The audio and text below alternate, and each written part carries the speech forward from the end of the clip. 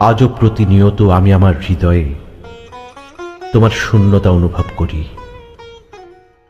হাজার ভিড়ের মাঝেও আমি শুধু তোমারই মুখটা আনমনে খুঁজে ফিরি। কেন জানি না, শত চেষ্টাতেও আমি তোমার স্মৃতিগুলোকে জীবনের পাতা থেকে ছিঁড়ে ফেলতে পারি না কিছুতেই। বহুদিন অন্ধকারাচ্ছন্ন অস্থির রাতে ওই দূর আকাশে ঢাকা পড়ে থাকা ঘন নীলচে কালো মেঘের মতো ঢাকা পড়েছিলাম তুমি আর আমি।